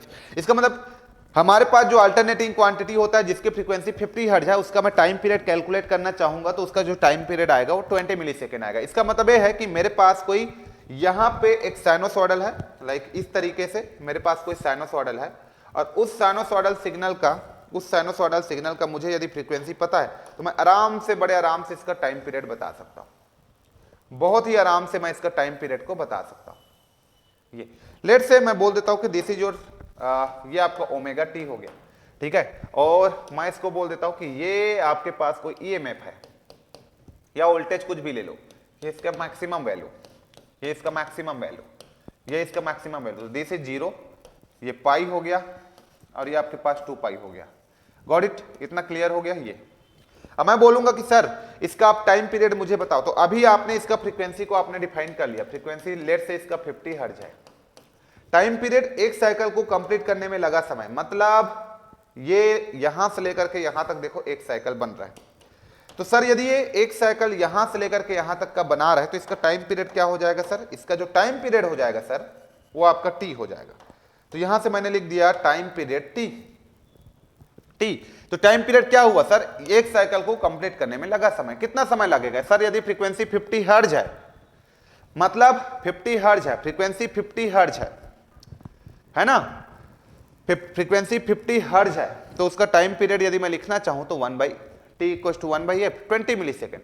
तो यहां से t मैं निकालूंगा तो 1 आपका हो जाएगा f, इसका मतलब आप 1/50 करोगे तो आपको मिलने वाला है 20 मिली सेकेंड। मतलब इस एक साइकिल को कंप्लीट करने में इसको कितना समय लगेगा? तो यहां पे लगेगा मुझे 20 मिली सेकेंड। हाफ साइकिल को कंप्लीट करने में अब कितना लगेगा? फुल साइकिल को कंप्लीट करने में एक 20 मिली सेकेंड, तो हाफ साइकिल को 10 मिली सेकेंड। तो ये मैक्सिमम रीच कहां पे करेगा? 5 मिली सेकेंड पे, मैक्सिमम पॉजिटिव रीच, ठीक है। और यहां पे मैक्सिमम नेगेटिव रीच कहां पे करेगा? 15 मिली सेकेंड पे। तो इस तरीके से चीजों का एनालिसिस किया जा सकता है, ठीक, इस तरीके से, है ना, इस तरीके से कभी कभी हम लोग चीजों का इसका एनालिसिस कर सकते हैं। ओके, क्या आप सभी को समझ में आ रहा है चीजें? ओके, तो ये हो गया आपका टाइम पीरियड। मैंने आपको बता दिया फ्रीक्वेंसी, अभी आपको मैंने बता दिया टाइम पीरियड, है ना। अब यहां पे क्या क्या बच गया? फ्रीक्वेंसी बता दिया, टाइम पीरियड बता दिया। हाँ, कोई पूछेगा सर एम्पलीट्यूड क्या होता है? तो किसी भी अल्टरनेशन का मैक्सिमम पॉजिटिव वैल्यू और मैक्सिमम नेगेटिव वैल्यू को आप एम्पलीट्यूड बोल देते हो या मैग्नीट्यूड बोल देते हो। जैसे 8वां पॉइंट एम्पलीट्यूड या मैग्नीट्यूड मैं लिख दूं यहां पे 8वां पॉइंट एम्पलीट्यूड और मैग्नीट्यूड मैं यहां पे लिख दूं, एम्पलीट्यूड और मैग्नीट्यूड मैं यहां पे लिख दूं, एम्पलीट्यूड या मैग्नीट्यूड को मैं यहां पे लिख दूं, है ना। तो किसी भी वेव फॉर्म का मैक्सिमम पॉजिटिव वैल्यू, है ना, for any wave form the value of maximum, या फिर यहां पे ऐसे लिख लो शॉर्टकट में, मैक्सिमम पॉजिटिव वैल्यू और maximum negative value, maximum negative value of any wave form, maximum positive value और maximum negative value of any wave form, है ना। समझो इसको बहुत अच्छे से, छोटे छोटे चीज टर्मिनोलॉजी क्लियर करते जाओ, समझोगे तो आगे काफी आपको इजी हो जाएगा आप लोगों के लिए, है ना। चीजों को जो समझना काफी इजी हो जाएगा, टर्मिनोलॉजी वाइज आप बहुत स्ट्रांग रहोगे, आपका बेस जो है बनना स्टार्ट हो गया है, तो इसको समझिए। So the maximum positive value और maximum negative value of any wave form is called क्या बोलेंगे बेटा? Is called magnitude, is called magnitude और एम्पलीट्यूड इज कॉल्ड मैग्नीट्यूड और amplitude. It is also called peak value, maximum value को ही peak value बोल देते हो, ठीक है, मैक्सिमम वैल्यू को ही पीक वैल्यू बोल देते हो। मान लो किसी भी इंस्टेंटेनियस वोल्टेज में आपको इसको दिखाना है तो यहीं पे आप दिखा देते हो, ये कैपिटल लेटर में ऐसे पी मैक्स लिख देते हो और यहाँ पे आप इस तरीके से sign omega T like this, इस तरीके से, तो यही आपके पास होता है मैक्सिमम वैल्यू, जिसको आप लोग एम्पलीट्यूड बोल देते हो, जिसको आप लोग उसका मैग्नीट्यूड बोल देते हो। आ रहा है बात समझ में? यहीं पे आप उसको रिप्रेजेंट करते हो, यहीं पे। क्या इतना क्लियर हो गया आप सभी को? चलो, इतना क्लियर हो गया। तो यही आपके पास एम्पलीट्यूड और मैग्नीट्यूड होता है। इसके बाद आपके पास होता है 9वां पॉइंट, आपके पास होता है क्या? फेज। ठीक है। 9th पॉइंट आपके पास होता है फेज। चलो फेज को समझते हैं। ये 9 पॉइंट हमारे पास क्या होता है, फेज। तो ये फेज को हम लोग यहाँ पे समझ लेते हैं कि व्हाट इज फेज। फेज क्या होता है, देखो फेज का डेफिनेशन वाइज हम लोग बोले कि फेज क्या है, इसका डेफिनेशन समझते हैं। तो समझते हैं, the phase of alternating quantity, चाहे वो वोल्टेज हो या करंट हो, एट एनी स्टैंड, किसी भी स्टैंड पे डिफाइन कर सकते हैं। किसी भी स्टैंड पे किसी भी अल्टरनेटिंग क्वांटिटी के फेज को हम डिफाइन कर सकते हैं। तो हम लोग लिख सकते हैं the phase of any alternating quantity at any stand is defined as the fractional part, क्या लिख दूंगा मैं, is defined as the fractional part, is defined as the fractional part of cycle, fractional part of cycle through which the quantity has advanced from selected origins। मतलब phase हमको ये बताता है किसी भी साइकिल का, किसी भी अल्टरनेटिंग क्वांटिटी का, कि सेलेक्टेड ओरिजिन से कितना आगे है वो या कितना पीछे है। समझे, जैसे सिलेक्टेड ओरिजिन मेरा 0 है तो 0 से स्टार्ट हो रहा है, तो फेज उसके रिस्पेक्ट में उसका 0 होगा।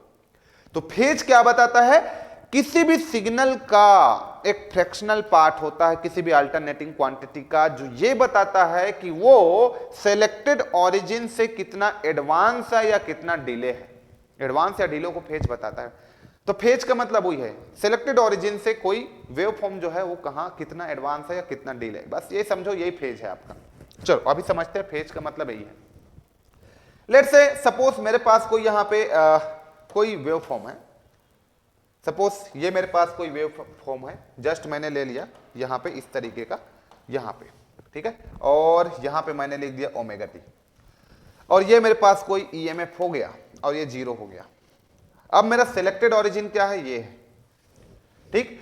तो यहां से ये कितना एडवांस है या कितना डिले है ये बताएगा फेज। जैसे ये मेरे पास कोई वेव फॉर्म है किसी अल्टरनेटिंग क्वांटिटी का, तो ये 0 से ही स्टार्ट हो रहा है, 0 से ही स्टार्ट हो रहा है, तो इसी को मैं इसका क्या बोलूंगा, फेज बोलूंगा। वो कितना एडवांस है कितना डिले है वो बताता है मुझे फेज।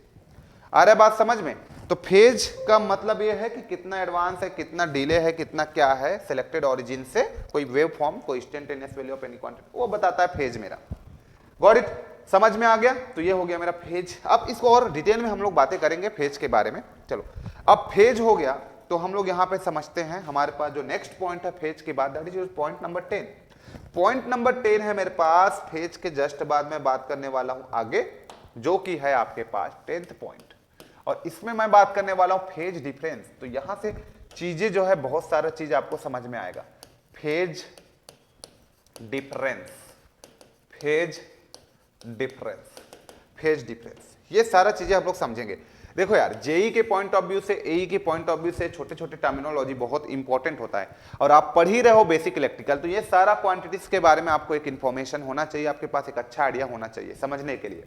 तो इसलिए इन सारे चीजों को आपको एक्सप्लेन किया जा रहा है। तो सबसे पहला हम लोग देखते हैं कि what is phase difference. Phase difference की मैं बात करूं यहाँ पे तो क्या क्या होता है, फेज डिफरेंस की मैं बात करूं यहाँ पे तो मेरे पास क्या क्या होता है। देखिए, मान लो फेज डिफरेंस क्या बताता है, दो अल्टरनेटिंग क्वांटिटी के बीच में कंपैरिजन करने के लिए ये टर्मिनोलॉजी को यूज करते हो। मान लो तो तुम्हारे पास एक अल्टरनेटिंग क्वांटिटी V1 है जो कि ओरिजिन से स्टार्ट हो रहा है, दूसरा अल्टरनेटिंग क्वांटिटी V2 है जो कि +-5 या तो एडवांस है या तो फिर डिले है। तो अब मैं दोनों का आपस में कंपैरिजन करूंगा कि जो मेरा दूसरा सिग्नल है वो पहले सिग्नल के रेस्पेक्ट में, फर्स्ट सिग्नल के रेस्पेक्ट में कितना आगे है कितना पीछे है। तो उसको कंपैरिजन जब मुझे करना है तो उसको कंपैरिजन करने के लिए मैंने टर्म्स यूज किया, that is your phase difference, है ना। तो फेज डिफरेंस का यूज हम लोग क्यों करते हैं, दो अल्टरनेटिंग क्वांटिटी के बीच में क्या रिलेशनशिप है, कौन अल्टरनेटिंग क्वांटिटी किस सिग्नल से कितना आगे है या कौन किससे कितना पीछे है, उसको कंपैरिजन करने के लिए एक टर्मिनोलॉजी हम लोग यूज करते हैं, that is your phase difference, that is your phase difference. तो phase difference is the difference of phase between two alternating quantity.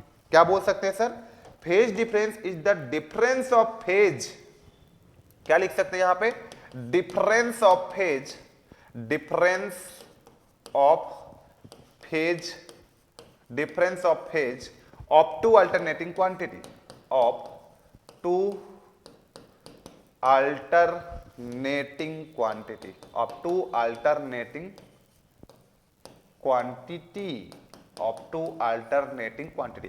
सो हम लोग क्या बोल सकते हैं, phase difference is the difference of phase of two alternating quantity is called the phase difference, is called phase difference, is called phase difference. ये हमारा simple एक definition हो गया। अब चलो इसको एग्जांपल के थ्रू हम लोग समझते हैं। लेट अस कंसीडर कि मैं वेव फॉर्म के थ्रू आप लोग को समझाने की ट्राई कर रहा हूं, इसको अच्छे से समझते हैं हम लोग। मान लो मेरे पास कोई वेव फॉर्म है, ये इस तरीके का, ये एक वेव फॉर्म है, ठीक। ये हो गया इस वेव फॉर्म का क्या, ये हो गया इस वेव फॉर्म का ओमेगा टी, और मैंने इसको ले लिया यहां से कोई मान लो वोल्टेज है, तो दिस इज जस्ट वोल्टेज, और ये हो गया ओरिजिन। अब एक मैंने वोल्टेज लिया जो साइनोसॉइडल है, जो कि कहां से स्टार्ट हो रहा है, साइनोसॉइडल तो लूंगा ही मैं, जो स्टार्ट हो रहा है जीरो से, इसका ओरिजिन कहां पे है, जीरो है। आ गया बात समझ में। यहां से आपका स्टार्ट हो रहा है ये सिग्नल कुछ इस तरीके से, यहां पे कंप्लीट हुआ। क्या बोला मैं, ये सिग्नल यहां से स्टार्ट हो रहा है और यहां पे आपका कंप्लीट हुआ। ओके, ये हो गया। और मैंने बोल दिया कि ये जो सिग्नल है अभी, इसको मैंने बोल दिया V1 is equal to V maximum, और इसको मैंने बोल दिया साइन ओमेगा टी। ये हो गया। एक दूसरा सिग्नल है, वो सिग्नल कहां से स्टार्ट हो रहा है, एक और सिग्नल मैंने लिया और मैंने देखा कि ये जो सिग्नल है वो यहां से स्टार्ट हो रहा है, यहां से स्टार्ट हो रहा है। मैग्नीट्यूड दोनों का सेम है मान के चलो, है ना, बाकी सब चीज सेम है, ये भी उतना ही मैग्नीट्यूड का है, बस ये जो है थोड़ा सा डिले हो गया, मतलब ये यहां से स्टार्ट हो गया और कुछ नहीं। लेट से ये जो सिग्नल मैंने लिया, दूसरा सिग्नल जो लिया, ये क्या है मेरे पास, ये लेट से मेरा V2 है, और V2 इज इक्वल टू मैं लिख सकता हूं V मैक्सिमम, और इसको मैंने बोल दिया साइन ओमेगा टी। अब देखो यहां पे मैं लिख दूंगा ±5, लेकिन अभी मैं क्या लिखूंगा बेटा, ये इस सिग्नल से 5 डिग्री पीछे है, ये आपका 0 से स्टार्ट हुआ और ये 5 डिग्री के बाद स्टार्ट हुआ, या फिर मैं इसका मैक्सिमम मुझे कहां पे मिल रहा है, यहां पे मिल रहा है इस पॉइंट पे, और इसका मैक्सिमम यहां पे, तो दोनों के बीच में 5 का डिफरेंस है। तो ये जो दूसरा सिग्नल है V2 जो है वो V1 से पीछे है। अभी मैं पीछे और आगे टर्म्स यूज करूंगा, लेकिन आगे चल के मैं पीछे और आगे नहीं बोलूंगा, उसको मैं बोलूंगा लैग, उसको मैं बोलूंगा लीड, फिर उसको मैं बोलूंगा एडवांस, या उसको मैं बोलूंगा डिले, ऐसा बोलूंगा। तो अभी मैं बोल सकता हूं कि ये जो मेरा V1 है वो V2 के रेस्पेक्ट में एडवांस्ड है, या फिर मैं बोल दूंगा ये मेरा V2 है वो V1 के रेस्पेक्ट में डिले है, ऐसा मैं टर्म्स यूज कर सकता हूं। तो उसी एडवांस और डिले को बताने के लिए आप यहां पे प्लस माइनस यूज करते हो। अभी V2 V1 से पीछे, इसलिए माइनस यूज करोगे और यहां पे आपका आ जाएगा 5।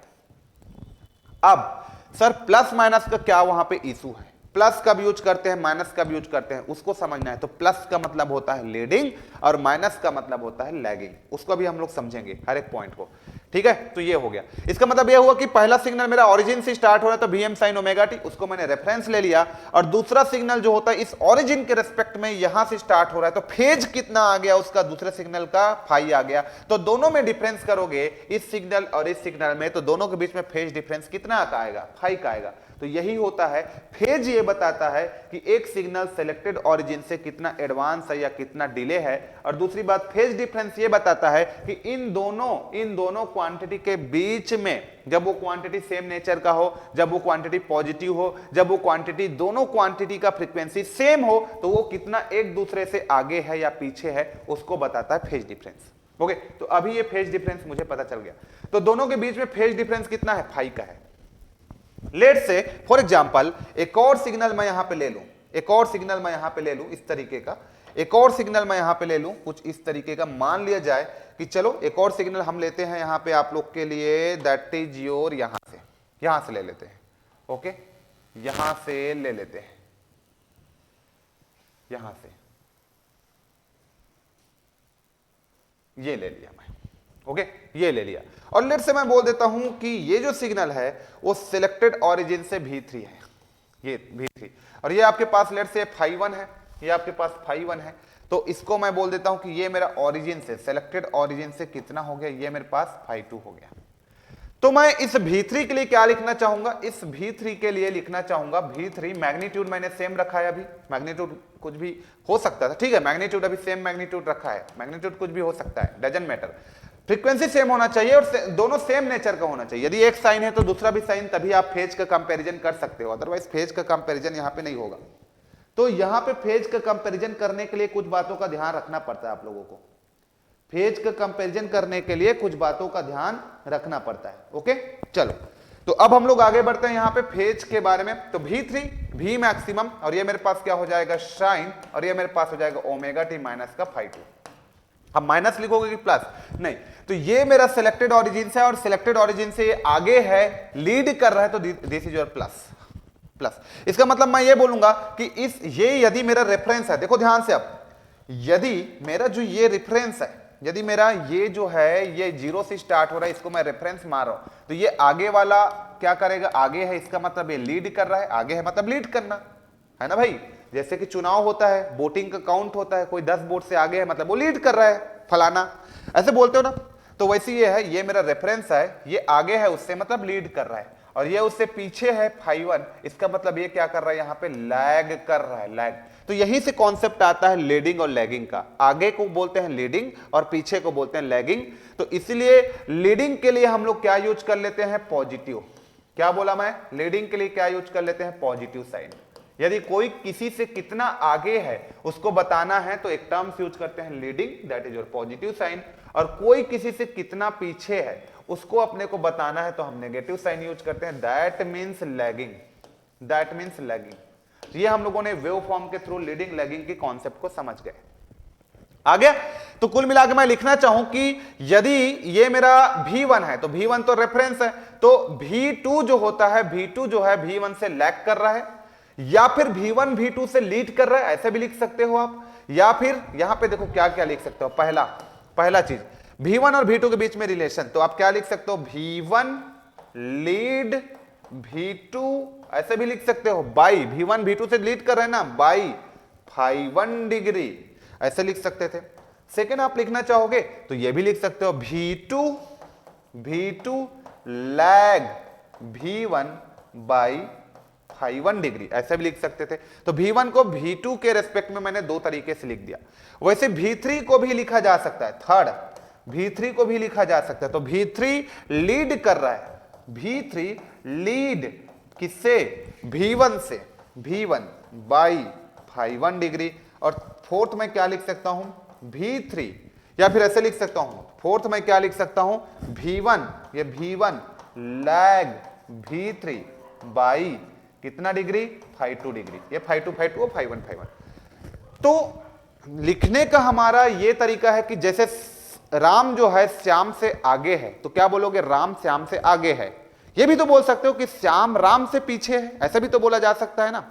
कोई मेरे से आगे है तो मैं बोलूंगा वो मेरे से आगे है, या फिर मैं बोल दूंगा कि ये उससे पीछे है, ऐसे भी बोला जा सकता है। तो बोलने के दो तरीके होते हैं, वैसे ही यहां पर रिप्रेजेंट करने के दो तरीके हैं। V1 lead V2 by phi 1, इसका मतलब V1 आगे है V2 से फाई 1 डिग्री, तो आप ये भी बोल सकते हो ना कि V2 जो है पीछे है V1 से फाई 1 डिग्री। तो वही है, लिखने के दो तरीके हैं। तो लिखने की स्टाइल्स को आप लोग समझिए यहां पे। यदि आप लोग उसको समझ गए तो चीजें आप लोग को क्लियर होगा। ओके, तो ये हमने वेव फॉर्म के थ्रू चीजों को एनालिसिस करना सीखा। बस फेज डिफरेंस ये बताता है कि भैया दो फेज के बीच में डिफरेंस क्या है, कौन लीड कर रहा है, कौन लैग कर रहा है, यही इंफॉर्मेशन देता है फेज डिफरेंस। ओके, ये तुम्हारा फेज डिफरेंस हो गया। तो वेव फॉर्म, इसी को वेव फॉर्म रिप्रेजेंटेशन बोलते हैं। मान लिया जाए इसी को अभी आप वेव फॉर्म आप पढ़ रहे हो, जस्ट अभी आप वेक्टर डायग्राम अभी पढ़े नहीं हो, वेक्टर अभी आप पढ़ोगे, फेजर वेजर में पढ़ोगे वेक्टर के बारे में। फॉर एग्जाम्पल थोड़े से टाइम में वेक्टर के बारे में बता दूं, थोड़ा सा वेक्टर के बारे में बता दूं। सपोज यहां पे इसे लीडिंग लैगिंग को यहां पे समझना है, लीडिंग लैगिंग को मान लो यहां पे समझना है। तो मान लो ये तुम्हारे पास V1 है जिसको आपने क्या लिया हुआ है? रेफरेंस लिया हुआ है, तो V1 एंगल ऑफ 0।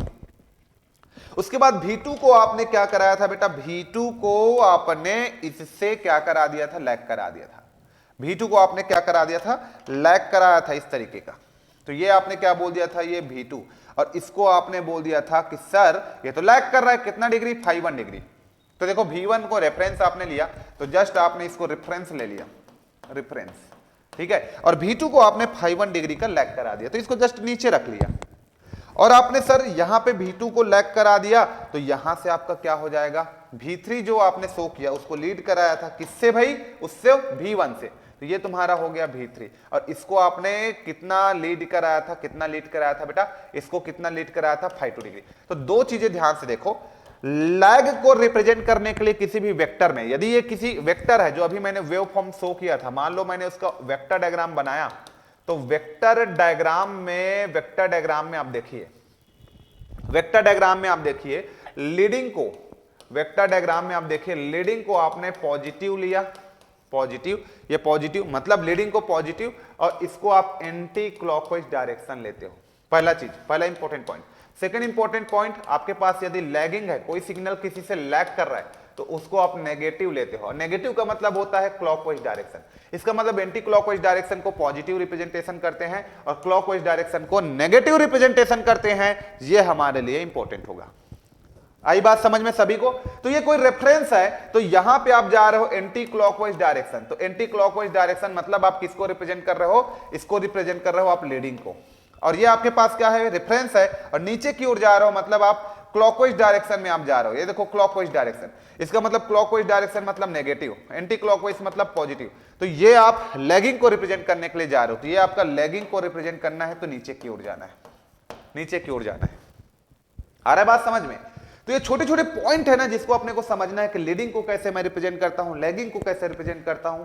इसी चीज को समझने के लिए हम लोग यहाँ पे फेज डिफरेंस के बारे में बातें करना स्टार्ट किए। फॉर एग्जाम्पल, इसको और एग्जाम्पल के थ्रू आपको समझाना चाहूं कि लेट अस कंसीडर कि एक एग्जाम्पल है मेरे पास, इसके थ्रू चीजों को समझो और लिखो।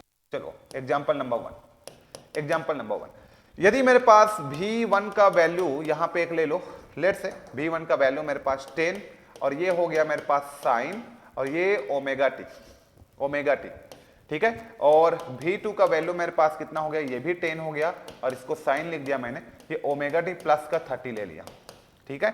और ये मेरे पास हो जाएगा V3, और ये मेरा हो गया 10, ये भी मेरा साइन हो गया, और ये ओमेगा टी माइनस का 30 या माइनस का 45 ले लो। चलो आप, चलो इसका वेक्टर डायग्राम बनाओ, कोई बोलेगा इसका वेक्टर डायग्राम बनाओ, कोई बोलेगा। तो जस्ट क्या करना, इसका वेक्टर डायग्राम बनाना है, तो यहां पे हम लोग एक रेफरेंस लेंगे, ठीक है बेटा, ये रेफरेंस लेंगे, ये रेफरेंस है मेरा। तो ये जो रेफरेंस लाइन है 10 sin ओमेगा टी, इसका तो कोई फेज नहीं है, जीरो है, फाई का वैल्यू जीरो है। तो इस रेफरेंस लाइन में फाई का वैल्यू जीरो होता है। इसका मतलब ये हुआ कि ये जो मेरे पास 10 sin ओमेगा टी है, उसको मैं ना इसी के फेज में रिप्रेजेंट कर दूंगा। तो ये जो आया मेरे पास, ये क्या है? ये मेरे पास V1 है, जिसका एंगल क्या है? जीरो है। उसके बाद यहां से देखो V2 is equal to 10 sin omega t plus का 10, इसका मतलब क्या है कि वो 30 डिग्री से लीड कर रहा है, 30 डिग्री से लीड कर रहा है। इसका मतलब क्या हुआ कि ये मेरा बनेगा इस आगे की ओर, ठीक है। और 10 sin VT माइनस 45, तो V3 की वैल्यू निकालोगे, माइनस दिखा रहा है, इसका मतलब वो क्या कर रहा है? लैग कर रहा है 45 डिग्री, तो ये 45 डिग्री लैग कर रहा है। इसका मतलब ये हुआ कि यदि मुझे इसको रिप्रेजेंट करना है, तो यहां से मैं इस डायरेक्शन में इसको रिप्रेजेंट कर दूंगा, कितना डिग्री? 30 डिग्री। किसको? ये मेरे पास हो जाएगा V2, और ये मेरे पास हो जाएगा V3, और ये कितना डिग्री लैग कर रहा है? यहां से V3 लैग कर रहा है 45 डिग्री, तो this is just 45 degree, 30 degree 45 degree. तो इस तरीके से मैंने इसका रिप्रेजेंटेशन यहां पे रखा है, इस तरीके से मैंने रिप्रेजेंटेशन रखा है। वेव फॉर्म में भी दिखा सकते हो, वेव फॉर्म में एक V2 आपका रेफरेंस है, और ये आपका V1 आपका रेफरेंस है, और V2 जो है प्लस 30 डिग्री है, तो 30 डिग्री पहले एडवांस पहले स्टार्ट हो जाएगा, और ये V3 जो है 45 डिग्री बाद से स्टार्ट होगा। तो इस तरीके से उसको भी रिप्रेजेंट कर सकते हो। तो लीडिंग लैगिंग का कॉन्सेप्ट कुछ इस तरीके से होता है, ठीक है। ये बताता है कि किसी सिलेक्टेड ओरिजिन से या किसी रेफरेंस से कौन कितना आगे है, कौन कितना पीछे है, वही बताता है लीडिंग लैगिंग। और इसी को हम लोग डिटेल में अभी देखने वाले हैं, जब मैं बात करूंगा अभी कंप्लीटली, तो कंप्लीट डिटेल में आप लोग को भी बताऊंगा, ये जब एप्लीकेशन होगा तभी। तो किसी भी टू साइनोसॉइड्स का फेज को कंपैरिजन करना है, आपको बताना है कि कौन किससे कितना डिग्री लीड कर रहा है, कितना डिग्री लैग कर रहा है। तो भैया कंपैरिजन तो कोई दो समान चीजों का होता है। जैसे कि इंसान का कंपैरिजन इंसान से करोगे, लड़का का कंपैरिजन लड़के से करोगे, लड़की का कंपैरिजन लड़की से करोगे। ऐसा थोड़ी होगा कि कोई लड़की का कंपैरिजन लड़के से कर देगा। आप जूता खरीदने जा रहे हो तो उसका कंपैरिजन आप चप्पल से करोगे, ऐसा थोड़ी होगा। आप कार खरीदने जा रहे हो तो उसका कंपैरिजन आप वहां पे कोई ट्रक से करोगे, ऐसा थोड़ी होता है। दो समान चीजों को कंपैरिजन किया जाता है। तो वैसे ही जब किसी दो साइनोसॉइड्स का कंपैरिजन आप करते हो, चाहे वो साइन साइन हो, कॉस कॉस हो, या साइन या कॉस हो, तो दो तीन चीजें आपका नियम है वो आपका सेम होना चाहिए। कंपैरिजन करने के लिए both sinusoid must in the same form, मतलब पहला साइनोसॉइड जो है रेफरेंस आपका साइन है, तो दूसरा भी जिसको कंपैरिजन करना है वो भी साइन होना चाहिए। कॉस है तो कॉस होना चाहिए, और दोनों का साइन जो है, दूसरा कंडीशन यह है कि both sinusoid must be in the same sign, for example first sinusoids, जिससे आपको दूसरे को कंपेरिजन करना है, फर्स्ट वाला जो रेफरेंस है वो पॉजिटिव है, तो सेकेंड वाला भी आपका पॉजिटिव ही होना चाहिए। ये इंपॉर्टेंट है। तीसरा इंपॉर्टेंट पॉइंट ये है, ये सब अभी मैं बताऊंगा, लिखवाऊंगा, अभी कॉन्सेप्ट ऑफ फेजर में बताऊंगा, डोंट वरी, हर चीज के बारे में बताऊंगा। तीसरा इंपॉर्टेंट पॉइंट यह है कि जिन दो साइनोसॉइड्स का आपस में कंपैरिजन करना है, उसका दोनों का फ्रीक्वेंसी सेम होना चाहिए। ऐसा नहीं कि एक का फ्रीक्वेंसी कम है, एक का ज्यादा है, अब आप कंपैरिजन करे पड़े हो। अरे कैसे कंपैरिजन होगा? आप खुद सोचो, किसी का फ्रीक्वेंसी अलग है और है ना, दो साइनोसॉइड्स है, दोनों का डिफरेंट फ्रीक्वेंसी, तो कैसे कंपैरिजन कर सकते हो आप फेज को? एक कहीं पे शुरू हो रहा है, कहीं पे खत्म हो जा रहा है, ये भी कहीं पे शुरू, तो कैसे कंपैरिजन? सेम फ्रीक्वेंसी वालों का ही कंपैरिजन किया जाता है, तो फ्रीक्वेंसी भी सेम होना चाहिए। तो कुल मिला के दो साइनोसॉइड्स का कंपैरिजन करोगे तो फ्रीक्वेंसी सेम होना चाहिए, both sinusoid must be in the same form, both sinusoid must be in the same sign and both sinusoid must be in the same frequency। ये तीन कंडीशन को सेटिस्फाई करता है, तभी आप उस साइनोसॉइड्स का कंपैरिजन कर सकते हो। आ गई बात समझ में आप सभी लोगों को? तो ये बेसिक चीजें मैंने आप लोगों को अभी बता दिया, बेसिक चीजें जो आपका होता है वो मैंने बता दिया। अब एवरेज वैल्यू क्या होता है, आरएमएस वैल्यू क्या होता है, फॉर्म फैक्टर क्या है, पीक फैक्टर क्या है, रिपल फैक्टर क्या है, वो अलग से चैप्टर, वो अलग से आपका एक वीडियो बनेगा उसका, है ना, एवरेज आरएमएस का, तो उसमें मैं बातें करूंगा।